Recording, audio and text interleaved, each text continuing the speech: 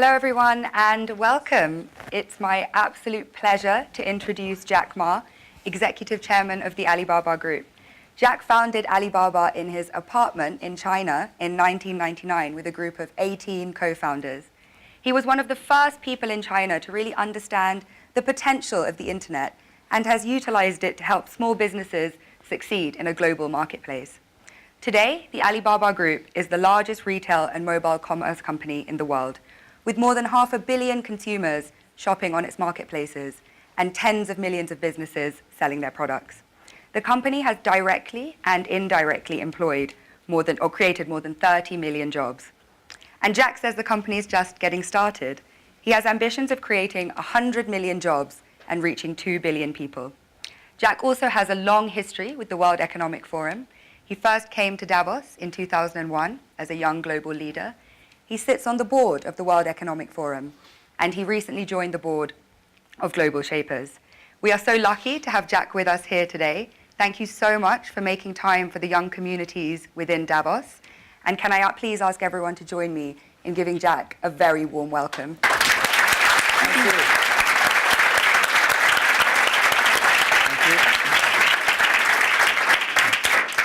We have global shapers, young global leaders, and technology pioneers in the room who are all really looking forward to asking some questions. So I'll just kick off with a few first. Please. So you ended your interview last year by saying we really need to pay attention to people who are 30 years old, to the next 30 years, and to companies that have less than 30 employees. I turned 30 last year, so it was particularly welcome to hear this. And I think for many people in the room, they meet one or two of those categories.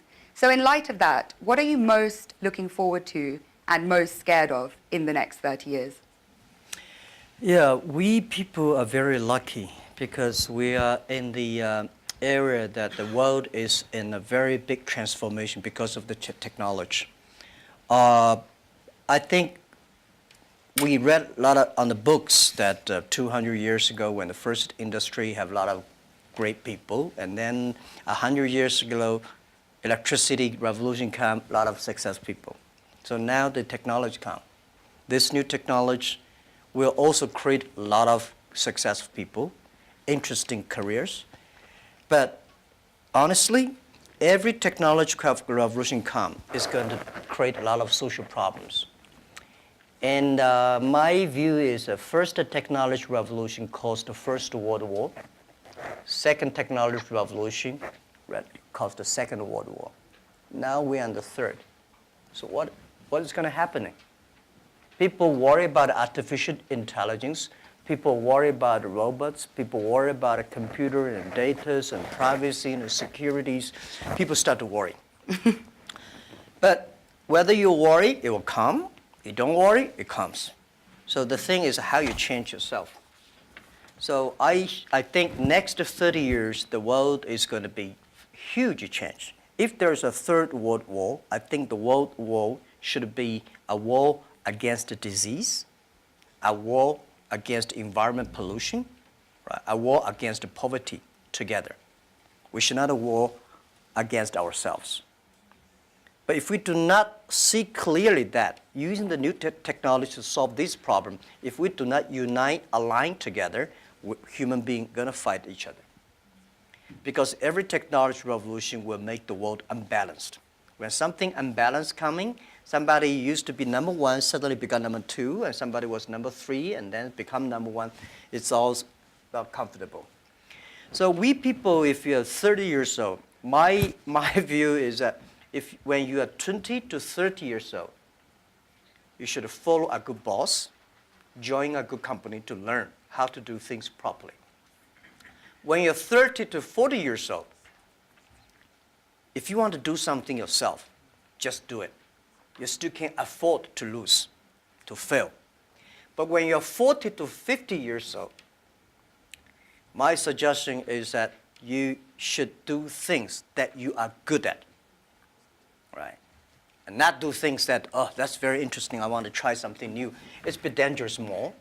When you're 50 to 60 years old, spending time training and developing young people, the next generation. When you're over 60 years old, better stay with your grandchildren. But this is normally general like that. Not everybody were like, but most of the people were like that. So 30 years old, we people next to 30 years are the luckiest period. We have a lot of challenges, a lot of things are happening, and with our knowledge, with our physical power, it's time you need to change. You have to think, if you want to be successful tomorrow, it's impossible. If you want to be successful a year later, it's impossible. But if you want to win 10 years later, you have a chance. That is what I think. Wonderful. And moving on to a topic which is kind of impossible to ignore after 2017. So a third of all the people in leadership positions in Alibaba are women. But the picture elsewhere is a bit more bleak. And a friend of mine recently said something that has really stayed with me. Women are tired of empowerment programs, and we want power. In 2016, venture capitalists invested $58.2 billion in male-founded companies, while women received just $1.46 billion. And as 2017 showed, it was a year of sexual harassment scandals, the gender pay gap still exists, and unfortunately, the list does go on. So how do you think we can move beyond tokenistic gestures towards genuine gender equality? Yeah, that is very interesting. A few years, like 4 years ago, there is a journalist came to our company, and when he leaves, he asked me a question, why there are so many women in your company? And I never realized we have so many women in our company. I said, anything wrong? Today, we have a 49%, close 49% of the employees of our company are women. That's a lot for a high-tech company. It's not on purpose we hire women. We think they are great in helping us to grow. Alibaba is an e-commerce company. E-commerce is a service industry. To serve people better, you should have a service heart. We find that women doing much better jobs than men. And the second is that last century, people compete because of muscle. No, not this century is not muscle, it's the wisdom. And next is, I believe, if a person wants to be successful, you should have a high EQ. But if you don't want to lose quickly, you should have a high IQ. But if you want to be respected, you should have high LQ, the Q of love. So those three Qs put together, a lot of men, they have a high IQ but low EQ, and a very tiny LQ. Women, balance-wise, they're the best. If you want your company to be successful, if you want your company to operate with wisdom, with care, women is the best. In my company, we notice that women, they care others much more than men. Even our site, today on shopping site, e-commerce, we find women buy a lot of things. But they buy for their husband, their parents, their kids. Men only buy for themselves mostly. Because you care, that makes you the difference. So we have 49% of the colleagues in the company are women, and close 37% of the senior management are women. We never feel anything wrong, and women, they sacrifice more. When they love it, they believe it, they continue to do it. So I think one of the secret sauce for Alibaba to be successful was successful in the past 18 years because we have so many women colleagues. And the other thing is that we feel so proud. And most of the time you see I go out, I never realize that when we count always 50% of women with my delegation, my team. Because we never think they're women, we think they're great colleagues. So if you try to say, now we got too many men, so we have to put some women inside, that's a disaster for both sides. So what would your advice be to companies that operate a little bit more on that quota-based system but seem to be not making progress or not having such kind of representation? When you have a quota-based, you must have a lot of women. You will never reach that. I think if a company full of men, trust me, this company cannot be sustainable, cannot keep on growing. Because just like a steel, if you don't put wood inside, the steel is too tough, it's easy to break. So when you have a woman and man in the same company, when something happens, the women are for example, one of the value for our company is that the number one value is customer number one, employee number two, shareholder number three. This is everywhere I go. Wall Street did not like my point, but this is what I said, you know. If you like us, invest in us. If you don't like us, please sell our stocks, don't buy us. We believe customer number one, employee number two, shareholder number three.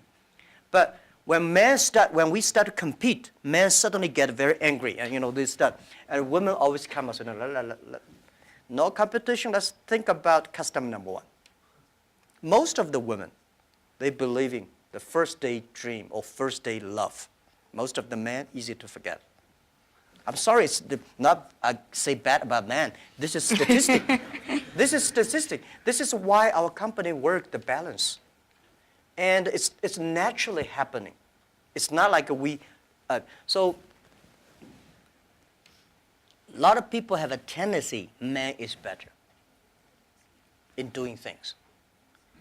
But we think that even if man is better, we still have to hide the woman inside. And then the women have enough women will hire people more. So this is how we did it. So I don't know how many high-tech companies in the world like us, 49% colleagues are women. We feel proud for that. As you should be, and I think it's a very strong message to send out to, like I say, other companies that have a range of reasons for why that's not the case, because clearly you've been able to build the most successful one with that being so. So you just came off stage after giving a talk about digital e-commerce and what needs to happen for small businesses and entrepreneurs to benefit from globalization. At a time when globalization once again is being questioned, is it really delivering for the most vulnerable? Is it delivering for people in the global south, etc.? So what is your message to people in this room kind of about globalization, really? I think globalization cannot be stopped. Nobody can stop globalization. Nobody can stop trade. And I believe if trade stops, war starts. Trade is the way to solve to dissolve the war, not to cause the wars. I think globalization did a fantastic job in the past 30 years. Enriched a lot of countries, but of course, caused a lot of problems, right? Young people did not have opportunities. Small business have not opportunities. Developing countries were neglected. But it's only 30 years. It's a baby. It's a growth. You have to improve it. If you do not improve it, then you kill it. It's easy. Most of the time, to kill something is much easier. So my beliefs, it's our generation's job. Today, we have a better technology. We have a better knowledge about globalization. And it's our generation's responsibility or opportunity to improve it. Tell me, how can you stop globalization? Now, artificial intelligence come, robots come. My grandfather worked 16 hours a day, and he said he was very busy. We work 8 hours a day. We said we are very busy. Our children may only work 3 hours or 4 hours a day for 3 days a week. I bet they will say, oh, we're very busy. Then when you work only 3 hours a day and 4 days a week, what are you going to do?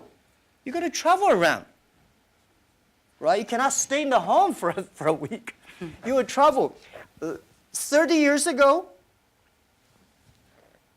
normal life, you visit 20 to 30 cities whole your life. 30 years later, in your life, you will visit 300 cities in your life because of mobile. How can you stop it? It's impossible. So thinking about that, the only thing is to improve it, to make it simple. Global trade should be simple, should be modernized, should be giving inclusive. Everybody have the opportunity. So my strong message is that, well, I feel sorry for WTO. They did a great job, but in the past 20 years, when you put the 200 government ministers in one room, how can they agree on something? Right? Because I don't like your country. No matter how good suggestion you have, I say no. But business people, even if we put 200 business people in one room, we will surely agree on something. And this is what I believe. The next generation of globalization should be inclusive, should create opportunities for young people to get involved. The first globalization in human history was controlled by few kings and emperors. Last 30 years, globalization was controlled by 60,000 big companies. If you're not among the big companies, if you're not in the big, powerful countries, you don't have a chance. The next 30 years, I bet we will have 6 million or 16 million or 60 million companies get involved in globalization. And I'm sure we will make it happen. Together with a lot of people, maybe with you. With a mobile phone, if people still using mobile phone 30 years later. With a mobile phone, you can global buy. You want to buy something from Kenya, you just click. You want to buy something from Norway, you click. Global buy, global sell. If you're a small thing, without internet, you can only sell in your village or small town. Today, you can sell across the world. And global pay, global delivery, and global travel, the only thing you have to bring is a mobile phone, no, not even a passport. This is going to happen in 10 years. And this is the message. Let's catch this opportunity.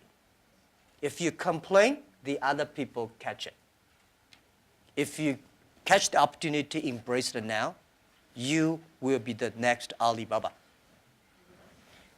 People like me, I was born in a very poor family.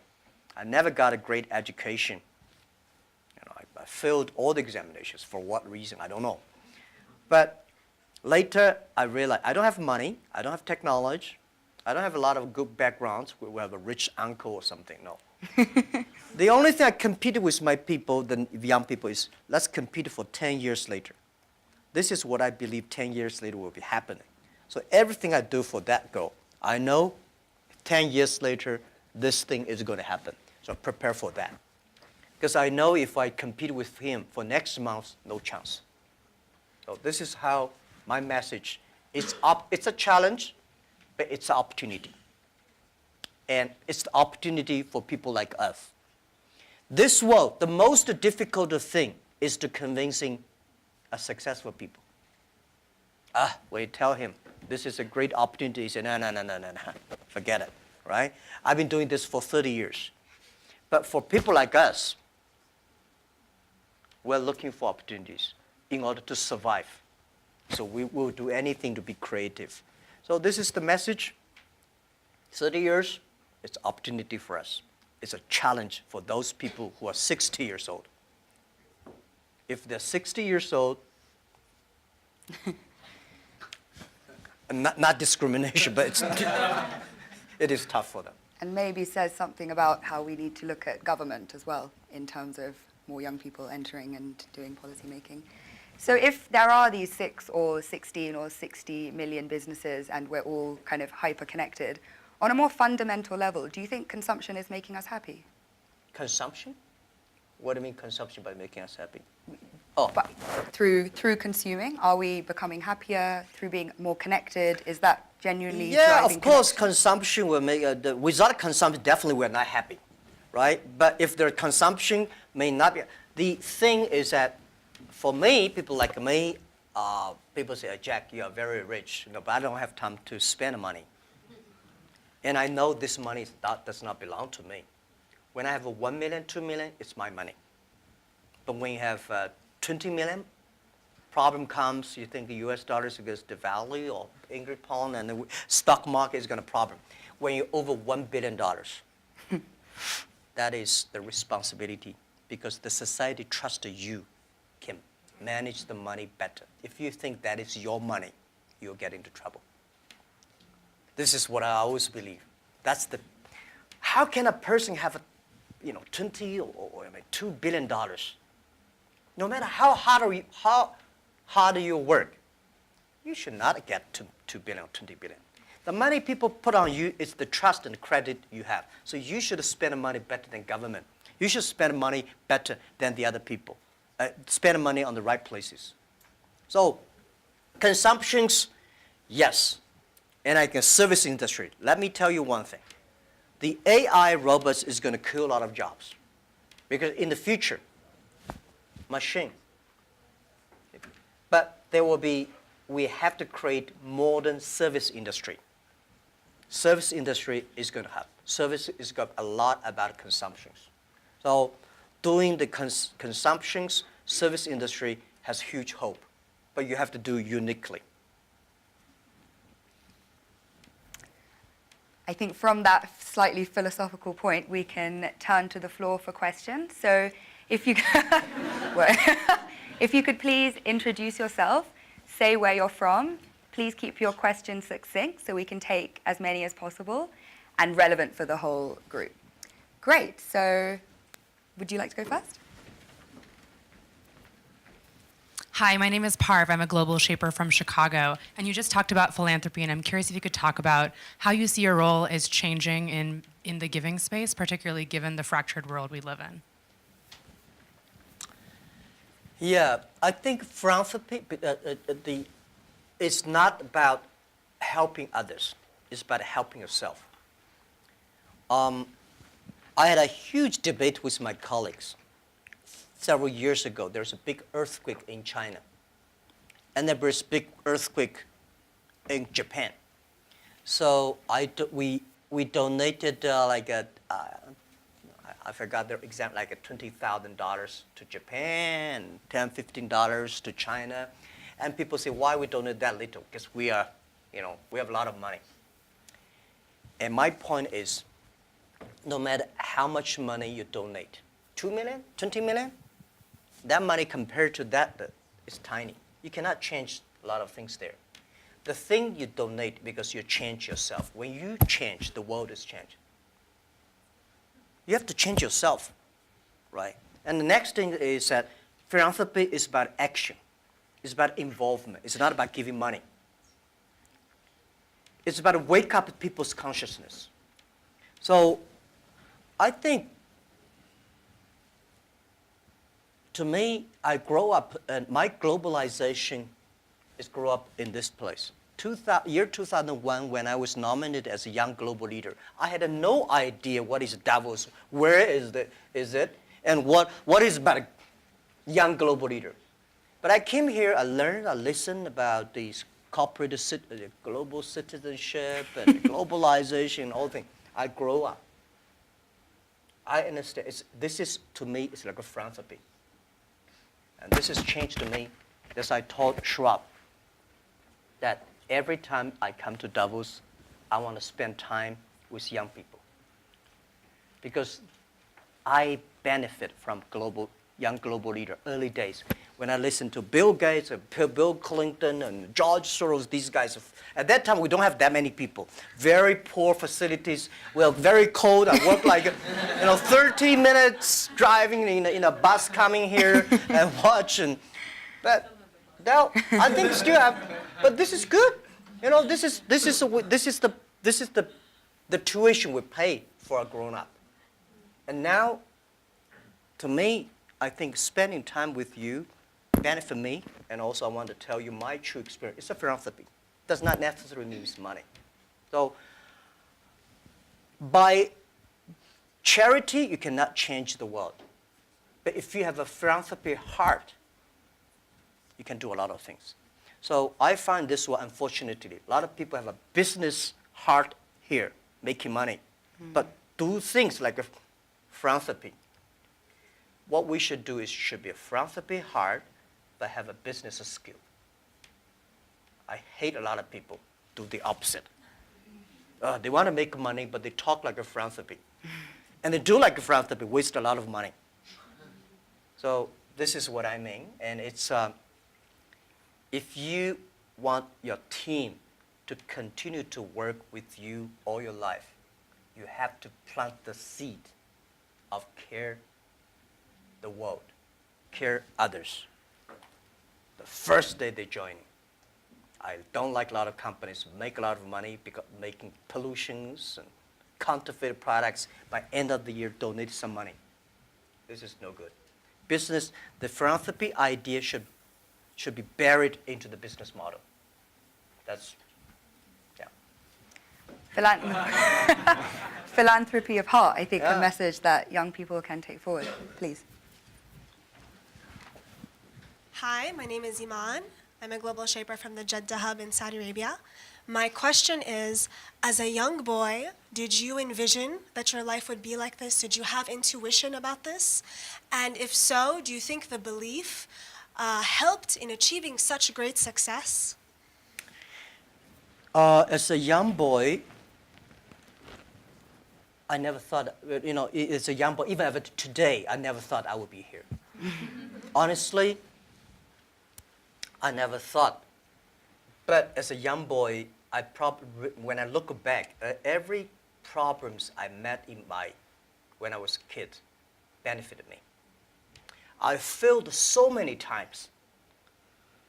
People probably know that I'm applying jobs for so many jobs, over 30 jobs, all rejected, not even got a chance. 24 of us were interviewed for a KFC job. 23 accepted. I was the only guy rejected. 6 people went for looking for a police job. 5 accepted. I was the only one. My cousin and I applied job as a server in a 4-star hotel in my city. We waited a long queue for 2 hours. He was accepted. I was rejected. So my mother looked at me, but I know this is a training course for me. Before my 30 years old, I'm a failure. People lose, but I never give up. I think there is an opportunity there. And then I was a teacher later. I graduated from university. I was a teacher in the university for 6 years. Number 5 year, I was elected the best teacher of my university, elected by students. So I said, everything I taught my students are the things I learned from books. What if I go out, spend 10 years, experience all the things, whether fail or succeed, I go back to teach again. That was my original thinking doing Alibaba. So I never thought I could be rich. I never thought I would be successful. I never thought we could survive for 18 years. And then we made it. The only thing that today we should do is share the experience and know-how, especially share the mistakes, suffers with others. My thinking is that, you guys remember, if you want to be successful, learn from the other people's mistakes. Don't learn from the successful stories. Successful stories they make, don't listen to that. There are a lot of reasons behind it. Just like I remember the first time Harvard Business School came to us, say, Jack, we want to write a case study for you. Yes, years 2001 or 2000.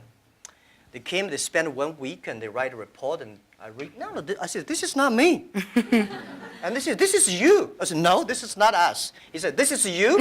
So they make up his sign, and the case study go up, and they start to teach in a lot of universities. The next 5 years, they invited me to go to the case study, and they always find a competitor of my company. And after every case study, Alibaba will die, that company will succeed. All the students agree.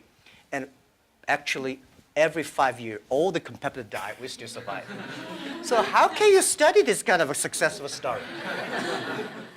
Learn from the mistakes, the other people. No matter how smart you are, you will encounter these mistakes. You learn from mistakes not because you will be able to avoid mistakes. You will able to, when these mistakes come, this suffer comes, you know how to deal with it, how to face it. The book I want to write, if I if I want, if I can. It's Alibaba 1001 mistakes. This is the most treasurable things that in my life. In my life, it's not how much we achieved.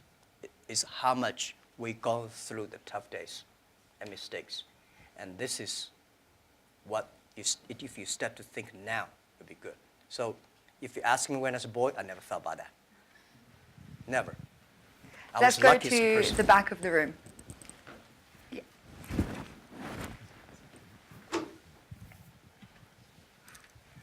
Fan Lin, YGL from Shanghai. I know that you recently spent 100 billion RMB in deep tech research. I just wonder how you think of the future of deep tech and how that's going to influence humanity and creativity. Yeah. Thank you.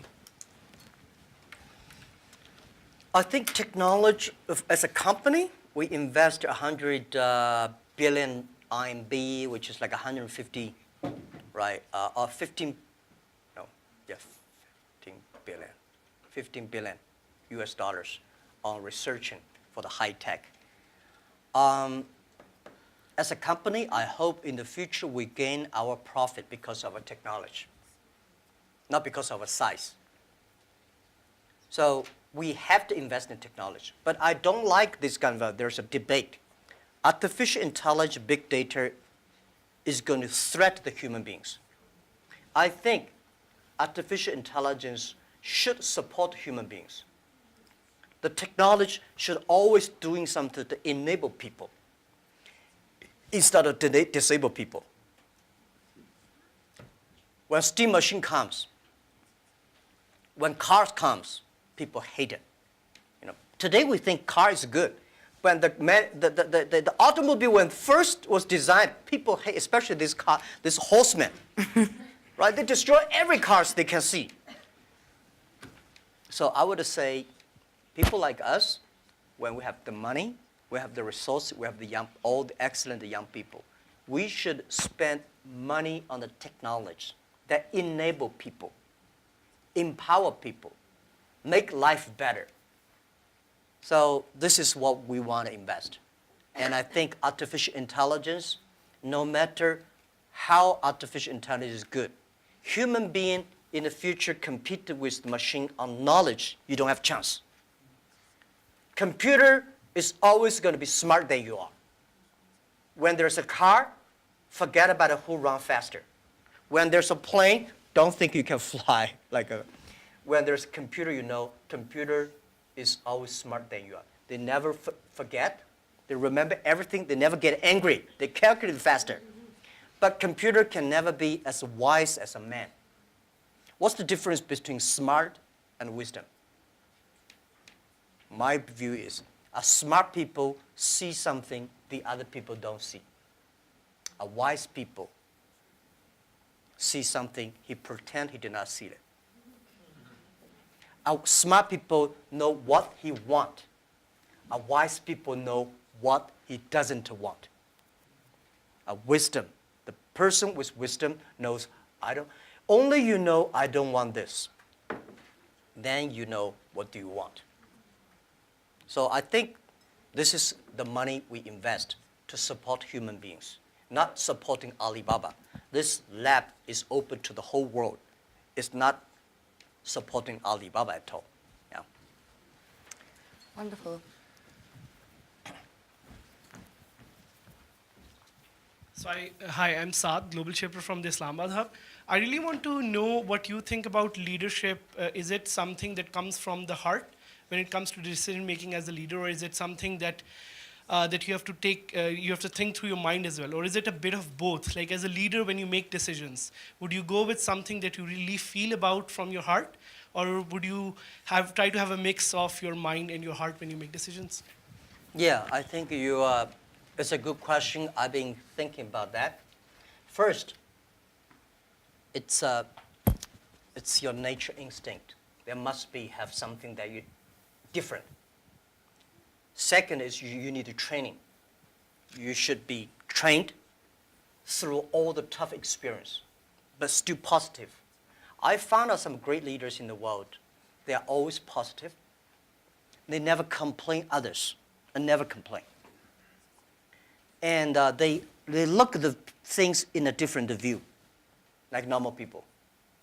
So I think people in my company, at the beginning, they don't like me because I'll always think about 10 years, 5 years. And then after we're working together for 3 or 5 years, they find, you're right. Then we got the credit rating. And as a CEO, one of the jobs, when everybody's happy, you have to see the unhappy things. When everybody's unhappy, you have to see the happy things. So leadership is nature, but you have to have train and learn. And I got my leadership upgraded in Davos. I see so many. Ali Enter Financing, how many people here know about Alipay? Thank you. Alipay's decision was made here. I was thinking about Alipay, but I was not there to launch Alipay because in China, if you do financing without license, you will be in jail at that time. So I went to the banks, can you help us do the e-commerce on transaction? No. No banks would accept it. So if there will be no Alipay, no financing, the e-commerce would go nowhere. So year 2004, I was here. Listen to a speech by 2 state leaders about leadership. And this guy said, leadership is about responsibility. You believe it, but the people don't believe it. But if you think it's so critical, you should pay any price to do it. So that day changed my mind, and I called back to my team and say, let's launch it within 1 month. If somebody has to go to the jail, I go to the jail. Who will be the second one follow me? If I go, you continue, and you go to the jail, you go continue. That was called the leadership determination. And year 2004, I made the decision here, I called it back. And now today the Alipay launched, and it's so big, over 800 million people today using Alipay globally. This is called, yeah.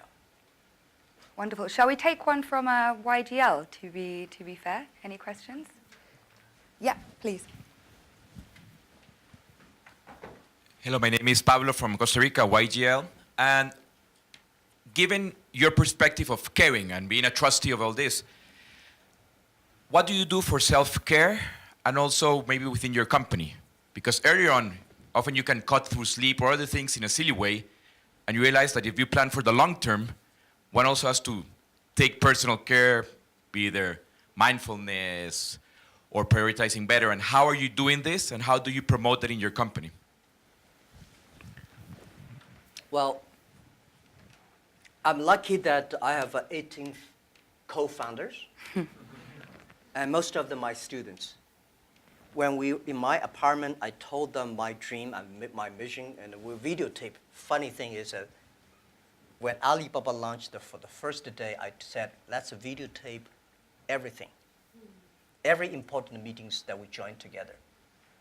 The purpose is that someday, if we fail, we give the videos to the people to research why we fail.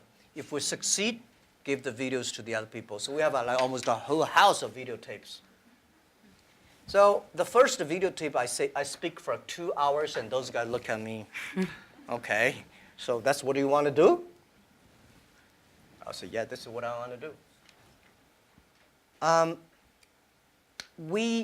I was the first. I know nothing about technology. I know nothing about management. I know nothing about, but the only thing is that you don't have to know a lot of things. You have to find the people who are smart than you are. My first way is always find people who knowledge on computer smarter than I am. Accounting, smarter than. For so many years, I always try to find the people smarter than I am. And when you find so many smart people, my job is to making sure the smart people can work it together. And then if smart people can work it together, it's easier. The vision, they will believe. Because if stupid people can work it together easily, Smart people can never work together. But smart people work together easily, they don't believe the vision. The people who believe the vision, but they don't work together. So very important is finding smart people, and my job is two things. Making sure they work together. So the culture is important. Long term is short. You should be ideal with great, strong vision leader, but you should also have to survive today. If you don't survive today, you're gone. So the best way to promote your company is not you. It's not me as the CEO. The best way is your product, your services, your employees. The best product of your company is your employee. So I spent a lot of time, early days. For the first 2,000 employees of Alibaba, I speak everybody for 1 or 2 hours when they're joining. I said, I will never promise you will be rich. I never promise you will be promoted. But I promise you'll suffer.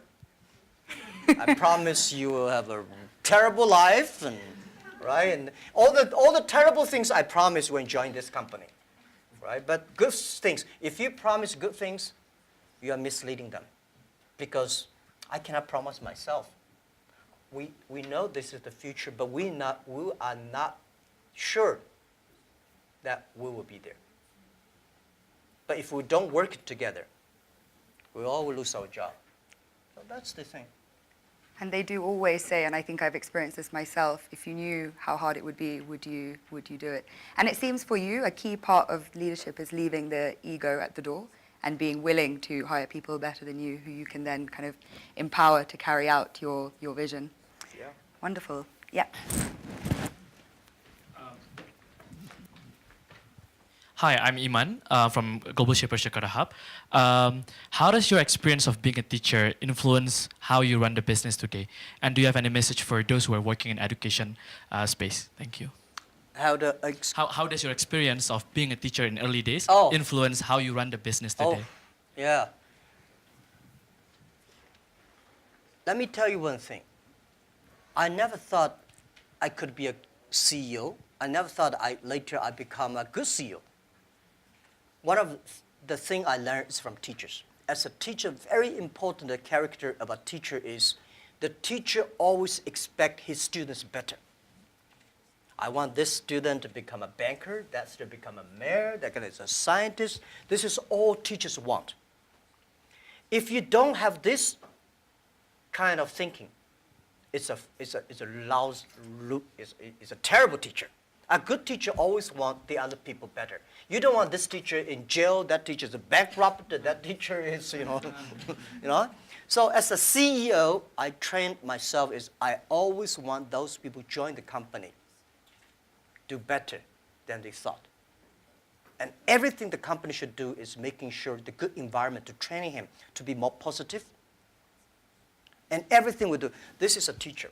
And teacher does not mean I know better than you are. Everything I know better than you are because I learn from others. So a teacher should learn all the time. A teacher should share all the time. A teacher should always expect the other people better than you are. And by the way, education, it's a big challenge now. If we do not change the way we teach, 30 years later we'll be in trouble. Because the way we teach, the thing we teach our kids are the things the past 200 years. It's knowledge-based. And we cannot teach our kids to compete with machine who is smarter. We have to teach something unique. That is, machine can never catch up with us. In this way, 30 years later, our kids have the chance. I hope I answered your question. It's a very difficult one to answer, but what are those skills that you think we need to teach? If we're moving away from knowledge, what are the key things? Value, believing, independent thinking, teamwork, care for others. These are the soft part. The knowledge may not teach you that. Folks, that's why I think we should teach our kids on sports, the music,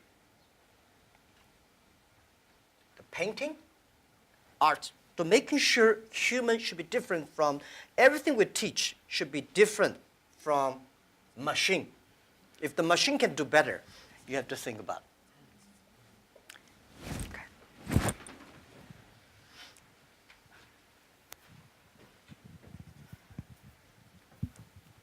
Hi, this is Hashim Al Musawi from Manam Hub, Bahrain. Talking about education and the fourth industrial revolution, we have been talking about people losing their jobs or they are not qualified enough with the skills needed. What are you doing for the people within your company to get up to date, to get continuous learning, to know what's the technologies needed for the future? Thank you. Okay, luckily I don't have to do a lot of these kind of things in my company because we are fighting every day for the future. We know if we do not work hard, Facebook or Google and Amazon, all these are going to do better, right? So this is why we are globalized. It's a competition globalized. But we know that it's not about technology competition. All the people today, not like 18 founders, we only have 2.5 people are engineers. Today we have more than 25,000 engineers. They are all smart people. They do much better job than the 18 years ago. But the only thing I want to making sure that these people have a philanthropy heart. Because the data we have, the technology we have, if they do not have a great heart inside, we are going to make disaster for the world. Google, Facebook, Amazon, Alibaba, these companies, we are the luckiest company of this century. And we have the if we're lucky, we have the responsibility that we should have a good heart to do something good. But on the other thing I want to say is about that making sure that everything you do is for the future. For example, you know about Singles Day? Singles Day, shopping day, November 11 is the day we created. Last year, that day, we sold 25 billion US dollars for one day. And for the first minute, over 70 to 80 million people rush inside to shop on the mobile phone. So you have to making sure the system is good enough. We have to finish 270,000 transactions per second. Can you imagine that?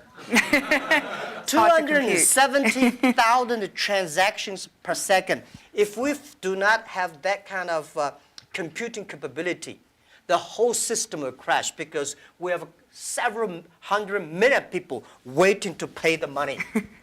So this technology, we know why we do this for one day, because we want to test the technology. This technology should be inclusive. Because we know today in China, we create probably like 100 million package delivery. We believe a day. 5 years later, the whole world would deliver 1 billion packages per day. Think about what's the technology. Are we ready for that? So the Singles Day is to testing this technology and to be inclusive. So making sure the market drive them, not the boss drive them.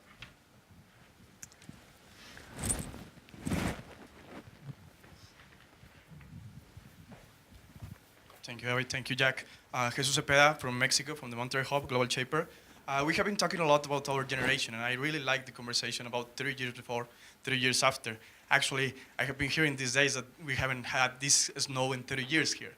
So the question is going to a quote of Professor Schwab. He said a couple of months ago to the Global Shapers that we're the first generation that is going to suffer about climate change, and we are the last one that can do something about it. So with your teaching passion, what are the 3 things that you are saying to educate the 10 million employees or the 100 million employees or everyone who's looking at this video to develop an environmental mindset, a spiritual mindset, a non-fragmented world mindset? Okay. First, let me say this. Every disasters, the environment disasters, is a reflect of human heart today.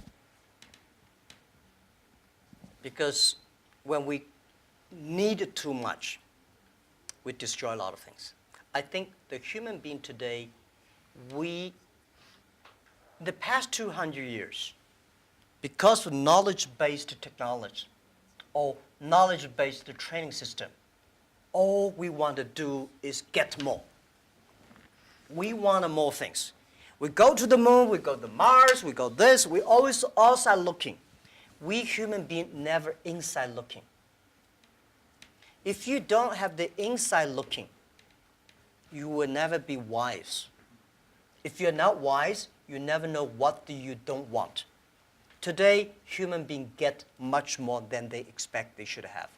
So the environmental pollutions, the whole thing happening is because human beings become greedy, become arrogant.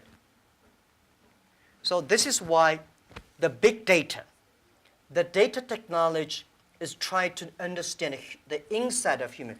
What is the data? Is the human behavior. A lot of people,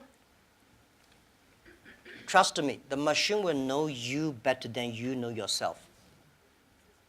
Have you seen some movies? Some gamblers. You know, they're great. They look at the eyes. If he got a good card, this eyeball will shake. But normal people don't see it. The machine see all the details. Machine know you better. So what I would say is that in the data period, human being next to 100 years, human will know, try to understand inward looking. We will see a lot of ugly things of ourselves. When knowledge-based outward looking, you see the ugly things of the others and good things. When you look inside looking. This is Chinese philosophy. Chinese people, our believing is always inside working. We're supposed to have inside checking every three times a day. But not really. If you can really do that, you can do that. Then you'll be good. So for environment, you're right. If we do not make action, take action, all the money you make will spend in the hospital, medicine. Our kids will be in big trouble. So let's fix it. And first fix our heart, fix our know-how, and fix our belief. When you have a belief, when you have a religion, when you have a value, it's better. So I think this is what I concerned me. This is what I think the young people should always have, the value, the mission. If you have something you believe in your heart, then it will be different. This is what next 30 years education should be focused on. We have time for one last brief question. Karuna?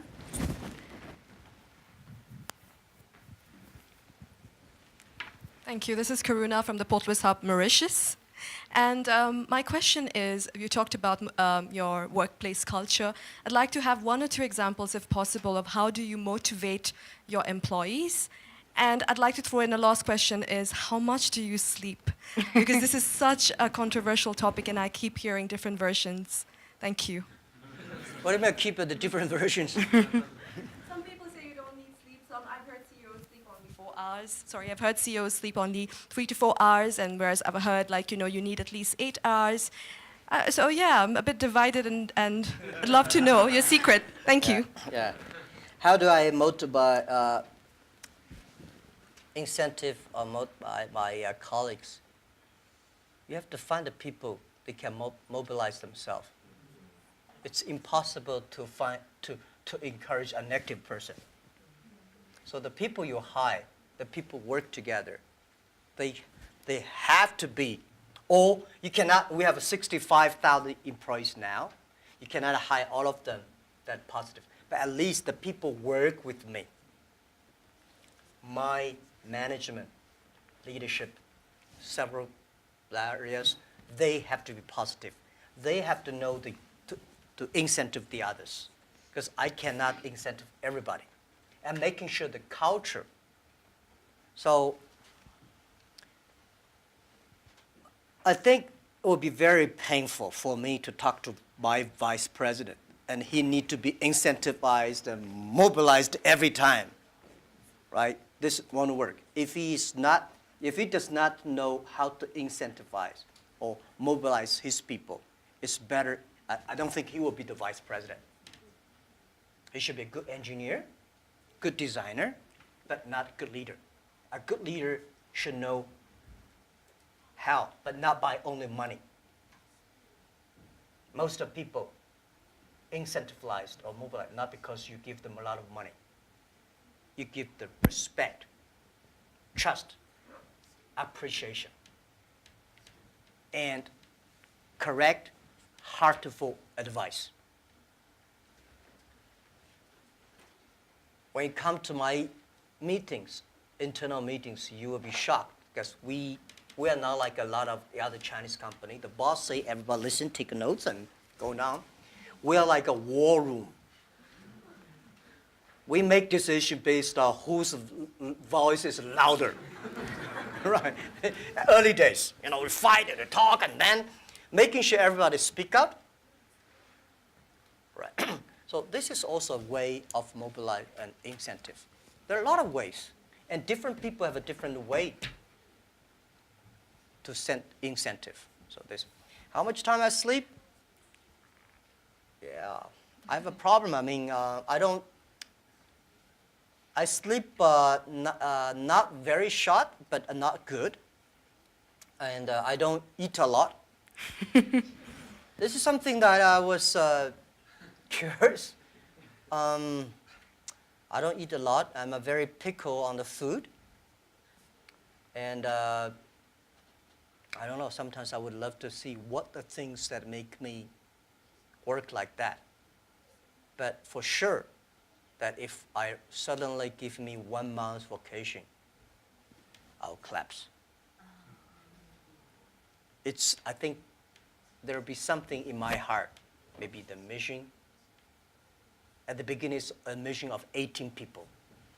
Today, we have 65,000 people. They all believe the mission. So if I give up, I can give up my position, but I should not give up the mission. If I give up, everybody say, hey, no.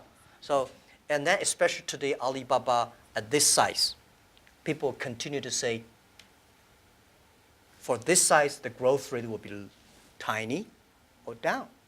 So what's the 10, 20 years Alibaba will look like? If you want to still be greater or triple our size, what the direction? How to do it? So I spend a lot of time thinking. And I love to think. Good thing is I have a good team now. I think, I do the talk, they do the work. Yes. On that note, I'm sorry we didn't have a chance to take everyone's questions. We'll just have to make this an annual convening from now on. And I hope you can all join me in thanking Jack for his strong message of youth, inclusivity, particularly in the context of trade, and how we should all take time to look inside ourselves, cultivate our wiseness, because that's how we'll differentiate ourselves from machines. Thank you so much.